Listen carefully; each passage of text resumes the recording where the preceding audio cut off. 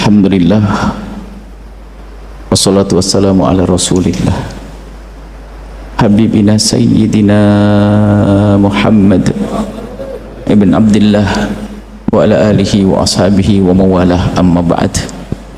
Ingat anak-anakku, kunci sukses, kunci bahagia mudah benar dalam berurusan dengan orang tua. Ingat anak-anakku semua, tidak akan bahagia, tidak akan bahagia, akan sengsara dan celaka kalau ada seorang anak menjalani hidup dengan durhaka kepada orang tua. Nggak ada yang bisa nolong, biarpun dia ketemu tambang emas akan hancur sengsara, dia harus dihukum oleh Allah di dunia sebelum di akhirat. Ingat anak-anakku semuanya, orang tua kalaupun seandainya jelek, gak benar, tetap orang tua sudah ditentukan oleh Allah, wa qadha rabbuka alla ta'budu illa iyyah wa bil walidaini ihsana. Ibadahlah hanya kepada Allah dan ingat kepada orang tua harus baik. Kalau ketemu orang yang para sahabat Nabi itu menghindar dari orang yang durhaka kepada orang tua karena dia itu gak berkah. Kalau mendengar berita tentang satu orang dia diduga durhaka kepada orang tua, yang lain pada gak mau dekat. Karena apa? Orang durhaka kepada orang tua membawa malapetaka, karena dia sendiri orang sengsara. Maka kalau begitu ya jangan nikah dengan orang yang durhaka dengan orang tua, jangan punya menantu, jangan punya besan. Durhaka kepada orang tua kurang ajar, orang nggak ngerti bekti dia. Ada seorang anak pengen menikah demi cinta katanya, orang tuanya ditinggal, maka pasangannya harus cerdas. Kalau ada calonmu kok sampai begitu, orang tuanya nggak mau kok masih maksa, alasannya cinta, ingat bapak ibunya yang rawat dari kecil saja ditinggal, apakah lagi dirimu yang baru kenal bakal dibuang dalam waktu dekat. Ingat orang tua, masya Allah, orang tua pokoknya semuanya berpikir. Sampai dikatakan para ulama, kalau ada anak punya masalah langsung cari apakah ada punya masalah dengan orang tua. Misalnya bisnis susah, semuanya serba masalah, kembalilah kepada urusan orang tua. Ingat, kalau balik orang tua beres-beres semuanya. Sampai dikatakan bahwasanya kalau ada seorang anak baik sama orang tuanya dengan tulus, benar baik, maka dia akan dibalas oleh Allah dengan kebaikan di dunia, biarpun itu orang kafir. Ingat, biarpun orang kafir. Cuman bedanya kalau orang kafir balasannya hanya di dunia, nggak ada balasan di akhirat. Ingat, orang tua luar biasa. Pandai-pandailah mencium tangan orang tuamu dengan khusyuk, sambil kau rasakan bahasanya itu telapaknya kasar karena cari duit untukmu, wahai anak-anakku. Jangan berani membentak, jangan berani ngangkat suara. Kalau duduk dengan orang tua lebih banyaklah melihat ke bumi, jangan melihat ke langit. Yang sopan santun, maka ketahuilah berkah hidupmu. Lihat, beres semuanya.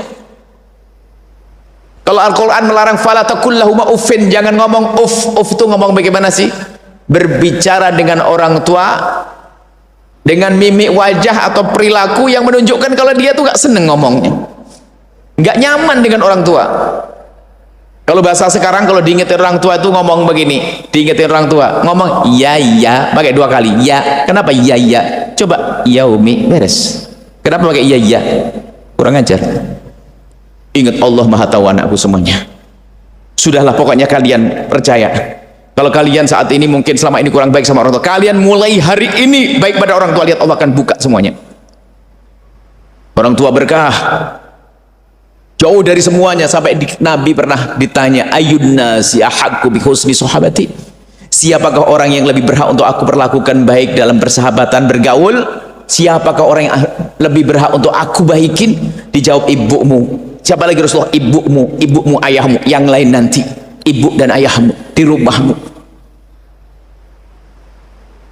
Percaya, jangan dekat orang durhaka pada orang tua, sengsara kau nanti. Kalau dekat sama orang, dekat saja ke bawah sengsara. Lihat, ada jasa orang tua. Ada suatu ketika pada zaman Sayyidina Abdullah bin Umar. Sayyidina Abdullah bin Umar seorang alim besar, anaknya Sayyidina Umar bin Khattab. Di hari itu Sayyidina Umar waktu tawaf melihat anak muda menggendong ibundanya. Ibunya digendong itu. Sampai selesai tawaf sa'i, setelah itu ibundanya diturunkan, dikasih air minum. Lalu anak muda ini datang kepada Sayyidina Abdullah bin Umar. Lalu berkata, "Ya Imam Abdullah bin Umar, ada apa anak muda? Aku mau tanya, ibuku sangat baik kepadaku. Ibuku luar biasa baik kepadaku. Aku ingin membalas budi ibundaku.